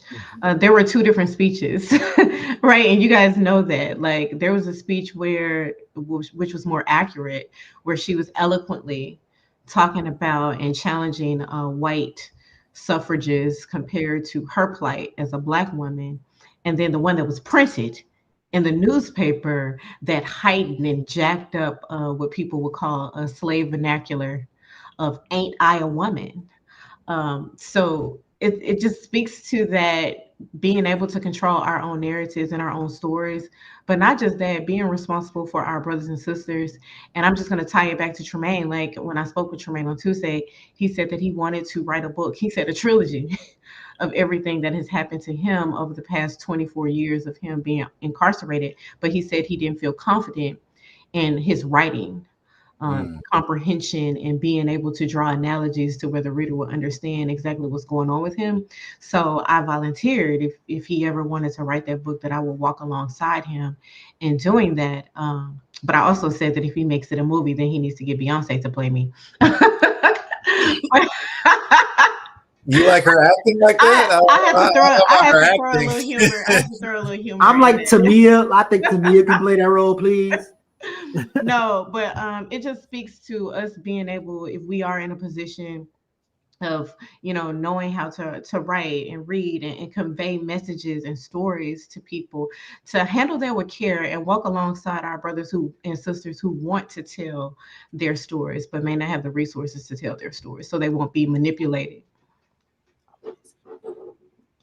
He don't Yeah. never do this. Enjoy it on the screen. Now all of a sudden he want No, all he this. actually looked like. Can I say something, please? I got something. Let Yeah. him share. It's because Joya's here. He loves Joya. She bring us out. Joya, to your point, I also think, just like the Josiah Henson thing, the fact that he wasn't this good, perfect victim that this white woman wrote, that he was actually self-emancipating, that he had a family, that they escaped to Canada, right? I think all of that gets lost. I appreciate what Black Myth does, which is highlight the things that are distorted here. So to your point about Sojourner Truth, I believe it's because she was enslaved by the Dutch.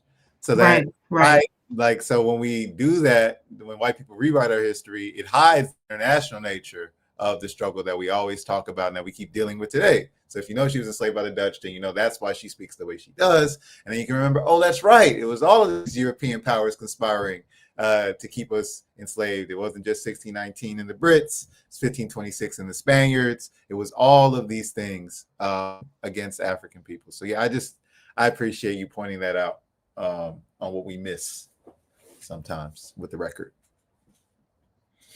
Joy done start a fight in the chat.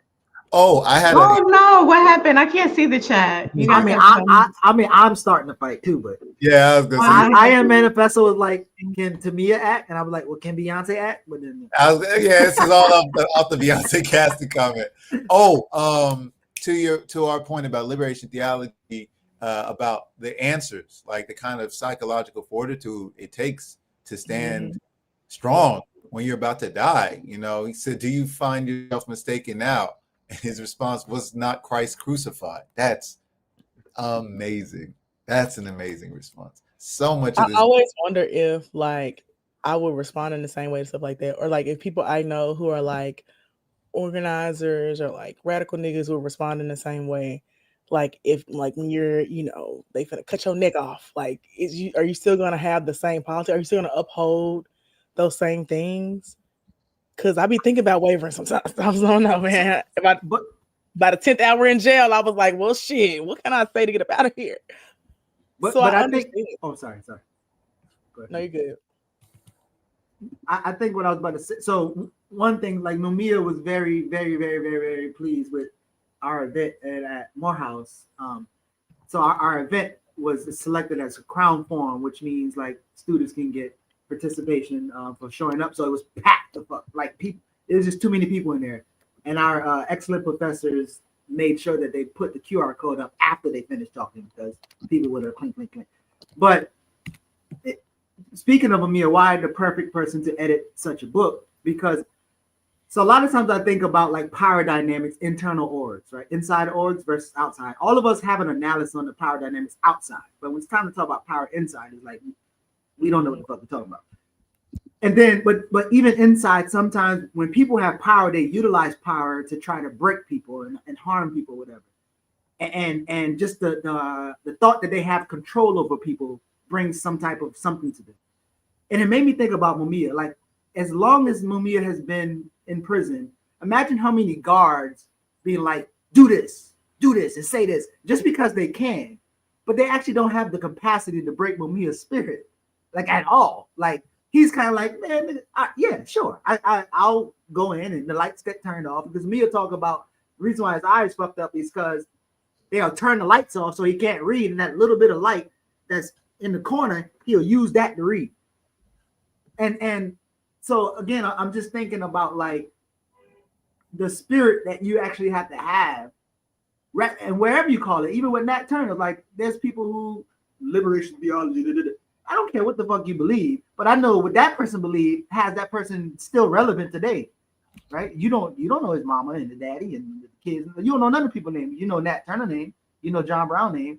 And so whatever they believe spiritually, however it translates into their interactions with humans at the time, there's something there to examine. It sounds like to me, right? So whatever Mamiya believes, whatever he's committed to, like in order for him to be real strong right now, despite his body failing, as an elder person who has been tortured for so long, that if that fight and that clarity is then not inspiring, then your ass probably already dead too. He more alive than you. Not you already dead too. I do have a theory, Geechee, speaking of my dog, that he can talk and that he be doing that. He be getting ready to say something, but then somebody bring attention to it, he won't do it. But I have a theory. Your dog can't damn talk. We'll see. I'm waiting on him one day. He has howled and it sounded like where's it from? My mom was like, did he just say? I'm like, yeah, I just have it's a secret theory. I feel like he just waiting on his mom. The hidden camera in the room. It's like Toy Story. When you walk in, he plays dead, you know. I feel like he be acting like them pets on that Pets movie. You seen the movie where it's like all the pets, owners leave. He be acting like that. Oh man. I think trees be talking and moving around, and then when the daytime come in, you go outside and go hiking, they'll stop, and then be like, these motherfuckers ain't ready for us to be talking. Yep, they're rooted and grounded, but yeah, they have spirit. Did we have any other takeaways from this piece? If not, Joy, you are free to join us for some news, some breakdown. I really liked the part when he was talking about like being a visionary and like how it's connected to his spiritual gift and other stuff. And I know Julia can connect with this too because like we, are very she a PK. I'm not, but Joy's a PK, so she all into the God shit. And I definitely believe that. Like that's a spiritual gift, like being able to see things. And I for sure have said before that I feel like my spiritual gift is similar. Like I'll see things, like I'll dream about them before they happen, and then like it can be years later. They don't happen immediately, but I'll like be like, oh, this feels like deja vu. And I really resonated with that because I've heard other people say that too, who are organizers, like who are organizing abolitionists, like they will dream about stuff. And I also think it's a part of the practice of abolition and like the practice of like the hope that we want to see in organizing, that you honestly can also manifest some of those things. Like I'm dreaming about what I think could happen or what's possibly going to happen. And it might not happen immediately, but eventually it does happen. So that part really resonated with me too, because I had never heard about Matt Turner. I had heard that he was very like gifted, but I hadn't heard to think about the dreams and stuff. Yeah, Amber, you've been through several journeys here before. You are highly evolved. I believe a lot of people that their spirit and their soul wrestles when it comes to others. They are highly evolved and they are connected to spirit and source and God, something that's bigger than them. Because you have some people that's just existing. Some people don't know about no Tremaine Wood, Nat Turner. Like literally, people do not know that. They may know about Martin Luther King and Malcolm X, but you have some people that are completely fine with just existing and walking about this earth, and not being able to connect to another soul, let alone movements. So I believe movement people are highly evolved and connected to something, and I believe that they've had several passageways through this earth to try to make the world a better place and our lives a better place. So this is just, our journeys that we're on. Look at that preacher kid preaching. Preach. The spirit of movement. Yeah, the gosh. Y'all know what I meant. Hell. Hey, but if you're not a PK, you're a CK. All y'all church turn, So don't act like that. So, Lark, I don't know if you're about to go to this, but I like I said, the class analysis that Nat Turner gave, and then the class suicide, right? So preachers, some argue, was the first black middle class folks, and for them to drop that and be like, nah, we getting busy is one thing. And then when I was reading, I was thinking like, sometimes it's really hard to like imagine enslavement and realized that most of these white motherfuckers didn't actually have slaves. Like there was a white elite that actually happened. So when he talked about he skipped the houses, that was no threat. It was kind of like, and then also like the preachers telling him stuff as a little kid, and there were white folks. Even his master was like you don't seem fit for a slave. Like you're too intelligent for this particular thing. And so you can see the thing brewing in him. And I always wonder if it's like the thing that was in you that allow you to use your religious indoctrination or whatever you want to call it to move a thing, or is the thing itself? Like what comes first? Because it's not denied that his grandmama, his mama, granddaddy, the person who was capturing and owned him, the next door neighbors. There are a lot of people kind of pointing into Baby Nat in a way that like ignited something. So rather he would have been a Christian, a Muslim, a Hindu, whatever he was, like the energy of the spirit, as Joy was talking about, that was in him. And so I'm always curious how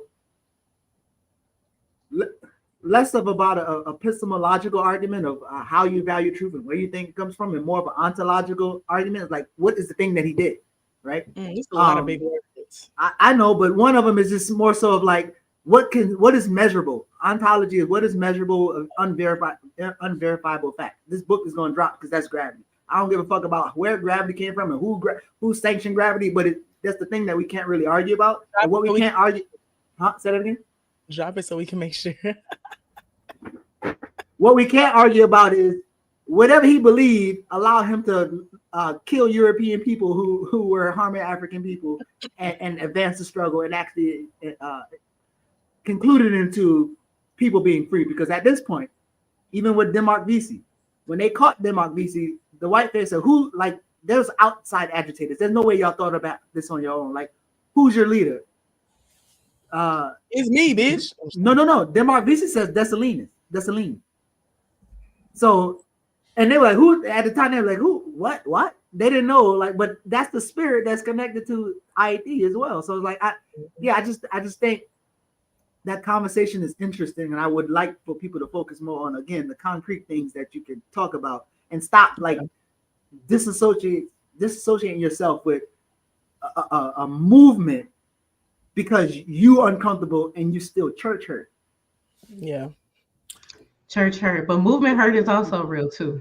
That's a fact. So we have to talk about that. You know, anytime we are gathering with one another and we are in a community with one another, that can also be very real. Because there is some post-traumatic stress from slavery. There's some intergenerational things that we need to break. But that's a whole nother episode. I just wanted to thank you, Amber and Geechee, and meeting you, Lorik, for inviting me on this show. You know, my parents are here. So as we are having this conversation, Pastor Thorne and Evangelist Thorne are in the next room. So they're in Atlanta. And you know how all Black people are. They're like, I want to go to Tyler Perry Studios. I'm like, we have to actually plan for that, Mom and Dad. So I definitely thank y'all. This has been a very rich conversation. This was my morning coffee. So always bring me back if you guys need me. Absolutely. We will. Your parents are so funny, bro. They are such black pastor parents. And they love you. Oh, I love you too. Bye, guys. Thank you. All right. Go ahead. Thank you. Appreciate you. Appreciate it. What was I gonna say? Geechee? Oh, when you said something about in you, I was like, yeah, it's not on you, it's in you. I forgot who said that, but I always think about that when you be talking about stuff like this. I was thinking about the connection between Black Moses or Harriet Tubman and Nat Turner in this situation as well, because Harriet Tubman was another person who took her Christian faith and interpreted it for liberation, felt called to lead her people, that kind of thing. I do believe that we need something that's a sense of purpose that we can recognize exists beyond us, whether we think there's a scientific reason why that is or a spiritual reason or whatnot. And I think it's both. I think it's a mixture. Yeah, and as maybe on this channel, I'm not a spiritual person, so I don't. Oh, are you an atheist too? I am, yes. Absolutely. But I think what Joy just did there, which helped what I said and involve it, that merged both of them. The church hurt people and the movement hurt people. I really feel like that's a conversation that we need to deal with, because again, when we talk about power dynamics externally and then internally, like I'm just not really sure that people who say they want to build a revolution is like, oh, like there's actually a social transformation in the way in which we treat and talk to each other and engage with each other. Like if we ain't building systems of care, like it's almost like you ain't even show me you can build a thing that your analysis say that you believe in. Like I ain't see it yet. Right. So we talked about that at the conference I was at. What's Joya actually? She talked about it on a panel that she was on. I went to her workshop, and she mentioned that because someone was talking about kind of like movements being fragmented and like church hurt a little bit, and she went into it a little bit. I wish she had gone more into detail on that, but I think we can have a separate conversation. I agree with her, like what you're saying, Geechee. Like we should have a separate talk about it, because I do think that they're both interconnected. And when people are able to heal those things, we can move forward. Like we're not gonna get nowhere in movement and the things we want to accomplish because people are unwilling to, like, join in and stuff. Go ahead, Lord. No, y'all are there. This is why we have Lord, I want to post this book recommendation. When you were talking, I saw it. Someone said that a book recommendation that comes to mind is Walking the Way of Harriet, Awakening from the Underground, The Spirit of Harriet Tubman. Thank you. And I would much rather anyone read that, watch that movie. So please check it out. Respect the ancestor. And there's another one, right? Fire on the Mountain. So Fire on the historical fiction. It's a novel, but it's a novel merging John Brown and Harriet Tubman, which that and Sky Full of Elephants. Yeah, like that and Sky Full of Elephants are definitely books that I feel like I don't. Yeah, Fire on the Mountain. Yeah, Fire on the Mountain. I in the chat talking about I look crazy. I was sick all week, but I didn't want to stand y'all up. I'm so dedicated. Fire on the Mountain is the book Geechee's referring. It's historical fiction where John Brown and Harriet Tubman, who were actually supposed to link, actually end up meeting, having a successful slave revolt throughout the Black Belt South. And then the Black Belt South gains independence and joins with the Haitian people who have been freed through the revolution. So it's an alternative history where, Pan-Africanism happens between us and the South, our Haitians and folks in the Caribbean, and you get to live in that world, which I think is fascinating. And I'm pretty sure that book is not printed commonly in the US. I have to check on that, but I don't think it's something you get access to easily here. If I remember the last time I tried to buy it. The other thing I would say, I think it's about interpretation, right? Afro-Christianity is a distinct strain of Christianity. So the verses we cite, the way we practice, the people, the figures we're drawn to in the book look different. I know that Matt Turner is saying that he interprets his Christianity as inspiring him toward revolution, like as the thing stated. And there are other people who would maybe read the story of like Potiphar's house and talk about being a good slave and working and having faith. And then one day your master recognizes your talents and frees you. And to your point, Geechee, about the class analysis, Nat Turner had that option. So everyone, since he was a child, is like, Nat, you're too smart, right? You're too smart to be a slave. Even white people told him that. So he could read that same Bible, read the story of Joseph and Potiphar, and come away with, well, I'm the special slave. I'm smarter. I was chosen by God. I'm a good man. He could have done that, right? He had that pathway available to him. And instead, he talks about having a dream with his ancestors fighting and working for freedom. So he makes that kind of class suicide in a way. Lights up that path of being a good slave, maybe even being able to buy his freedom, become a pastor, talking about Geechee, have a good middle-class life or whatever, slaves' middle-class life was. And he says, no, this is not the Bible I believe in. So always interesting to see that happen. Go ahead. So all of my little time studying the Bible, teaching the Bible, and I think I talked about this a couple of times. I remember facilitating the Bible study, and in the Bible study there were atheists, Hebrew Israelite, Christian, Muslim, there's a bunch of people, and my objective was to like study the book as a book and like be clear on it. So if you believe the book and that's your final authority, then you should probably know what the book says. If you don't fuck with it, you shouldn't misquote something and be like, I don't believe it because of this name. And it's to like strengthen whatever you believe. So I wasn't trying to sway people anyway. And I remember this sister was like, well, I don't fuck the Bible because it condones rape. And I was like, wait, when? What verse were you talking about? And they couldn't tell me the verse, but I knew what they was talking about. There was like two different verses. One verse said, literally, if a man rapes a woman, the men in that village take them to the middle of the place and they stone them to death. And I was like, you talking about that? Because that's not that. Now, there's other verses that I can take you that's very problematic that you could, but just don't make up something. And then the other one was the verse that they was thinking about is like, if a man deflowereth the woman, and again, this is old ass language. If deflower, they owe the father something double. And so they was merging those two verses and saying like, oh, if you rape the woman, all you gotta do is just pay the dad and you'd be all right. But again, contextual, and you can go into the patriarchal argument then. But what it was actually saying was like, yo, if you sleep with this woman before you have proved and shown to the parents and the family that you can actually take care of them, you're gonna be penalized twice, right? And so again, even that is a problematic conversation, but it doesn't say explicitly what she said. She just merged two verses. Yeah, we had a lot of somewhat lazy critique of those things, you know. For me, I'm a historical materialist, right? So these things came from somewhere. That's where I'm always at with it. Like, I know that makes sense for this society, which was, I believe, Bronze Age, you know, North Africa, West Asia, South Europe. Like, cool. That is, they would have to figure out those practices, and that's how that applies to them. My ancestors were somewhere in West Africa having a great time, is how I see it. And also, I also see it as people are going to same.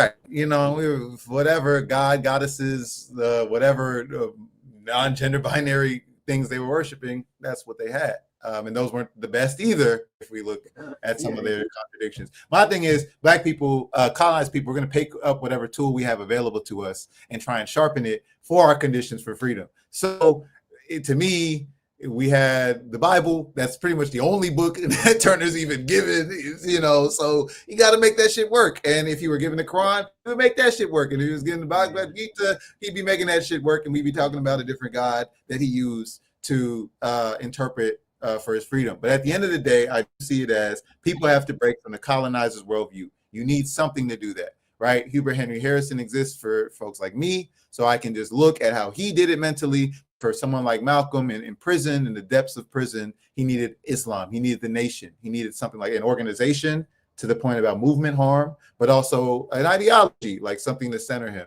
So whatever that is for Black people, whatever we use to gain cognitive autonomy, that is what we tend to build our ideology around. So for a lot of our Black people, that is the church. You're going to have to engage the church whether you want to or not, as we always talk about on this channel. Like, there's nothing you can do. This is the historical material conditions you've been given. Black people, our social institution for organizing in the U.S. and the colonized world is church. Is what it is, you know. So that's how either move with the people or keep moving away from the people. Yeah, that's pretty much, you know, like who has the space, who has the resources, who is going to serve the people, right? And then again, I do want to give some credit to my sort of atheist analysis. Some of these things are able to withstand the state better. Some of these people are able to withstand the state better because the church is insulated and certain things like that. So which thing is going to be more attacked by the state, your secular free breakfast program or the church's free breakfast program? One of those things has a layer of protection, the other doesn't. I do like to point that out sometimes because I don't think the comparisons are always fair. But, yeah. I agree. This has been such a great show, you guys. I have to go talk to some college students now. What you telling them? I'm talking about organizing within schools and abolition.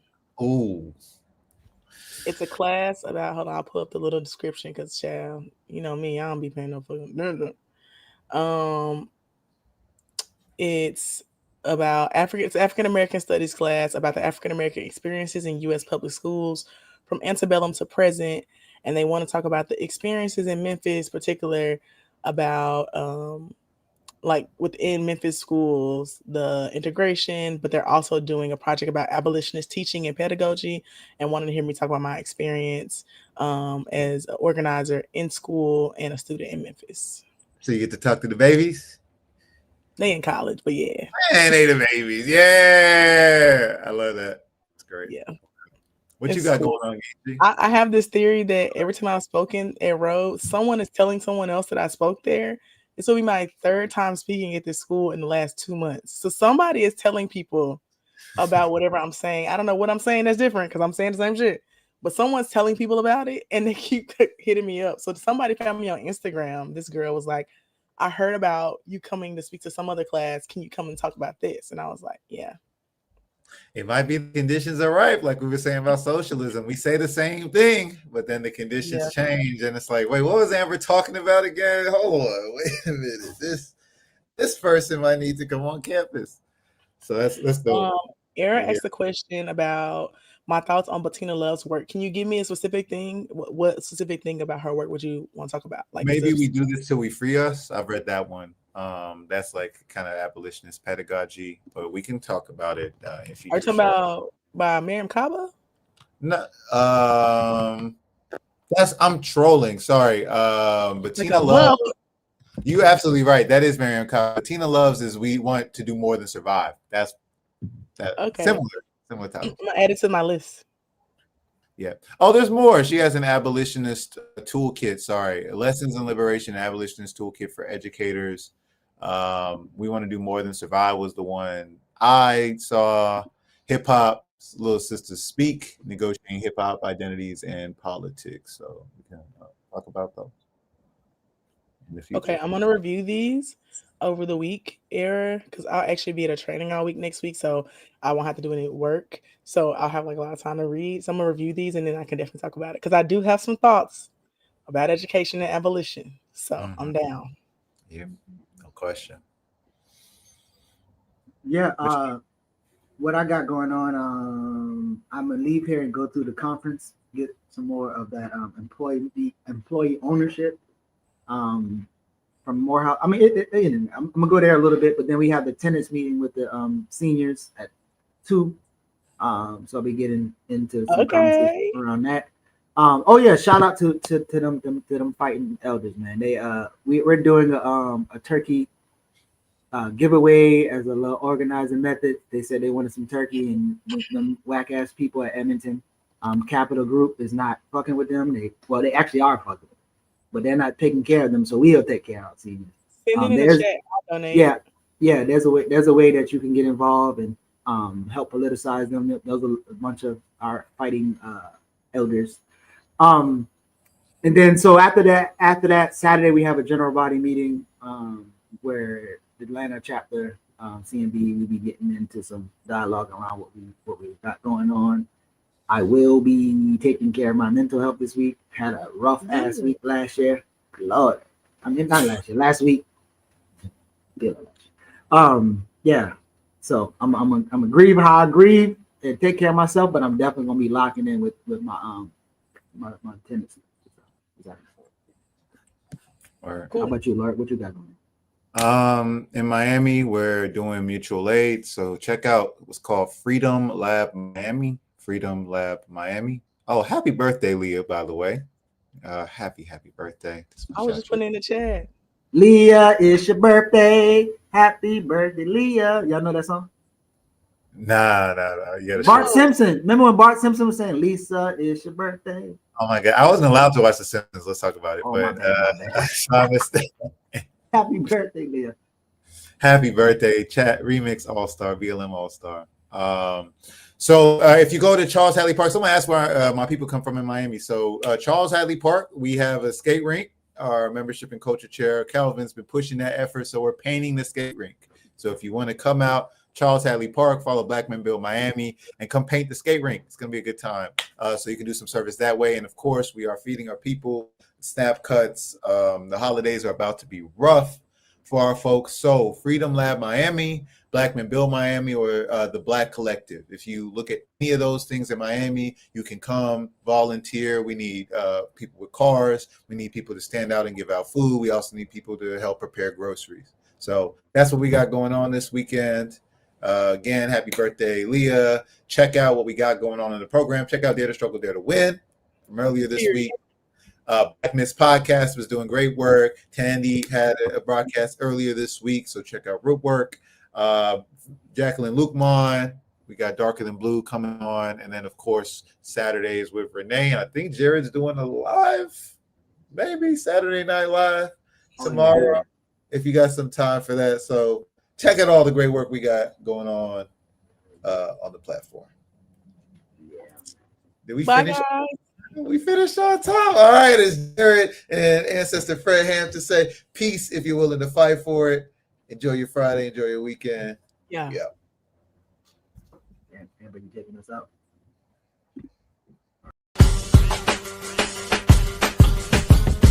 Remix.